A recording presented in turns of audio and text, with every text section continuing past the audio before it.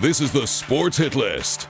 By the fans, for the fans. Clearly, you're with the storyline. Yeah. Are they adding another member, or is this it? Because there have been rumors swirling around that there's another member coming. There's first of all, my initial reaction, I popped out of my bed, bro. When I seen Braun Breaker jump into the ring and spear Roman, I was just like, oh, because you're always gonna have a dope. Well, most times you're gonna have a dope Raw after that WrestleMania, right? And leading up to it, I'm just watching it like, okay, this is cool. All right, Becky Lynch. Oh, okay, well, all right, Brian. But then when that popped off, I was just like, oh, snap. And I was just loving every bit of it because I just knew coming into it, you couldn't introduce Heyman and Seth and have CM Punk and Roman just beat the crap out of them. Like, something else was bound to happen. I just didn't know it was that. Now, in terms of members showing up, I can't really tell who's going to show up. There's a lot of people who's throwing out different names. I've seen Carmelo Hayes. I don't know how that's going to work. He's on SmackDown. I've seen Austin Theory. I definitely don't want to see Austin Theory with that faction because I just don't think he fits for me. And who else I saw? I can't remember who I saw. But me personally, everyone's comparing it to Evolution. I can see it, Seth being Triple H, Braun Breaker being Batista, who's going to be that Randy Orton. I don't know who's going to be that next young guy because it seemed like they're just getting ready to push the younger guys to keep the story going because it seems like they deviated from it for a little bit. I like to see Drew McIntyre. I like to see Drew McIntyre within that faction just because he was on some like, I'm hunting every one of the Bloodline members. But I guess when you think about it, does it really make sense? Because we've seen him and CM Punk. Once you see the Hell in a Cell match, they keep going. But for me, Drew McIntyre was that individual that was coming to mind. But you guys probably, I'd love to hear what y'all got in terms of who could be. But you're co-signing that there is more members. Oh yeah, no, there's got to be more members coming. Yeah, definitely. Okay. And this goes to our point about kayfabe. Nobody knew, right? So again, there's still some sprinkles of kayfabe there because when the spear came out of nowhere, my initial thought was, wait, who is that? I had no idea who it was. And then when he took his hoodie, I'm like, this is what we're doing? I was like, okay. Once I saw the spear, I knew it was Breaker. I didn't know. But I jumped out my seat because I was like, oh, I wasn't expecting him to spear him. Because I'm like, in my mind, I said, something's going to happen because he's just not going to spear poor Heyman. The way the camera was close up to, we wrestling fans, so we kind of know. So I'm like, something's going to happen. I said, something's going to happen. Either Seth's going to rebound real quick or hit him. I'm thinking it's something else. Yo, the camera tricks, bro. The camera trick. When Breaker came out and speared him, I was like, oh. Now, to your point where there's another member, I heard the same things. I heard Carmelo Hayes. I heard Austin Theory. I wouldn't want Austin Theory, and I've been saying this for years already. Austin Theory to me is a face. He would work better as a face. He's not a heel. It doesn't work for me as a heel. He's not believable. Think about it. He fought Cena at Mania. Even Cena tried to put him over, and he couldn't. As a heel, he's not a heel. He's a face. So I wouldn't even expect that to be him.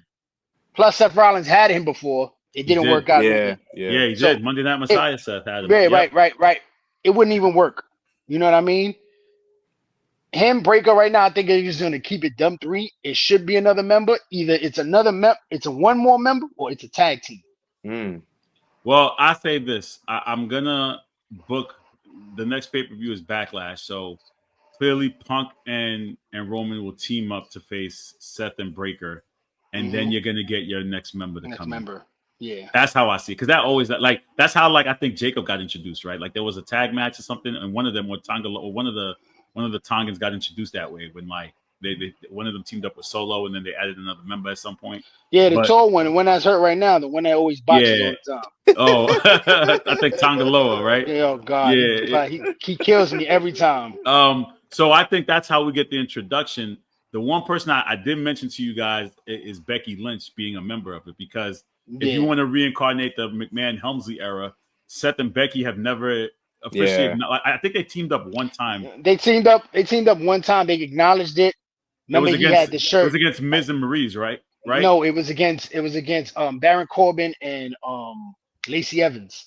Okay, yeah, right. You're right. So they acknowledged, but they could and Becky since Becky turned heel the same night as Seth is dominating. Yeah, that's a shoo-in right there. I think you see what I'm saying. If you want to go down that route, but if not, I did mention Carmelo Hayes. I don't like him with the Miz. I think he's a prime person in that spot. Some people I've talked to have said probably Trick Williams would be good in that spot too. But it's got to be another younger guy that's a thoroughbred. Think a like Randy Orton is the heartthrob, sexy thoroughbred, young, good, looks good, that fits that mold. I think that's that person. Who is that key person now? Whether it's in NXT, I would look at somebody like Ethan Page. That is the guy that I will agree with you on. Ethan Page. He has it.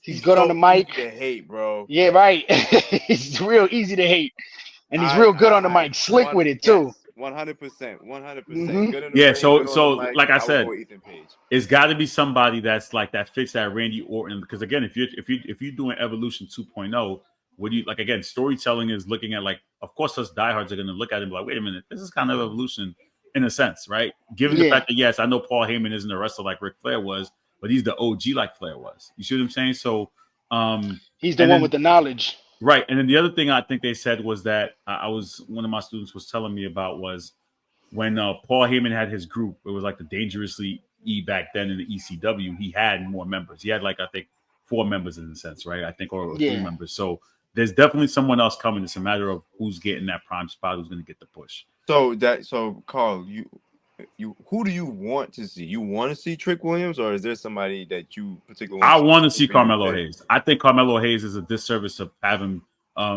team up with the Miz. I think, and that's no disrespect to the Miz and how he can mold him, but someone else like putting him in a tag team.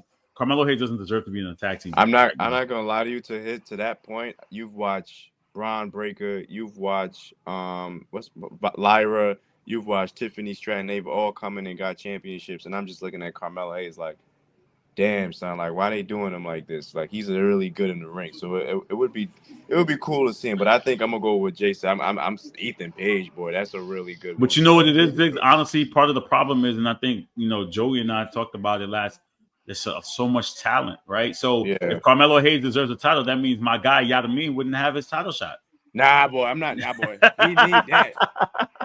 You see what I'm saying? You see? Right? Yeah. You see what I'm saying? So it's a log jam. It's a log jam at that point. It is, and it's sad because it's like Hayes has everything. He has the character, the charisma. He's great in the ring. I think he still needs some mic work. Because it's like sometimes it gets repetitive saying, "Yo, I'm him" or whatever. Mellow don't miss. Yeah, Mellow don't miss is like it gets a little corny at times, but he has it. But it's just like he hasn't since he's been on the main roster. There's nothing that has. I think Carmelo's the only guy. Right, Carmelo's the only guy I can see in that prime spot. I'm trying to think who else would fit with Seth and would need a guy. Right, when you think young, it's just like on that SmackDown and Raw brand, who is young and got that, like when you saw Randy Orton come into I'm about to say the league. When you saw him come to WWE, you looked at him and was like, yo, he has something, beside the whole third generation. Yeah, he had the it factor. When Batista walked in when he was Deacon Batista with Devon, it was just like, yo, if he could just break away from this, he could definitely do something too. Now look how those two came out. So who on that Raw SmackDown brand can you say has that same kind of future allure? You gotta go to NXT, I think, man. Yeah, there's no one that comes to mind right now on the main roster that hasn't got that. Like Dom just got his opportunity, and we talked about it. Like he got his, right? Yeah. I'm trying to think. There's nobody else that stands out because when you think about young talent, again, the only other person would be Grayson Waller. But then but I love Grayson Waller. Grayson Waller's great on the mic. To be honest with you, he is. He's great on the mic, and he's a great heel. Yeah, he's a very good. That's heel. why I said That's why I said when it comes to him in Theory, like Theory, you kind of see it. Even with, I don't know, they did a thing where like they had like who's gonna win, Cody Rhodes and Cena, and like you had to walk through and which one who's gonna win before Mania. Waller went straight to Cena, like Theory went the other way. So I'm like, how is he a heel? And he doesn't even Waller when he's real, like he gives you that heel persona. Like he's joking around, he seems like he's a nice guy, but he gives you that heel persona, like he doesn't care.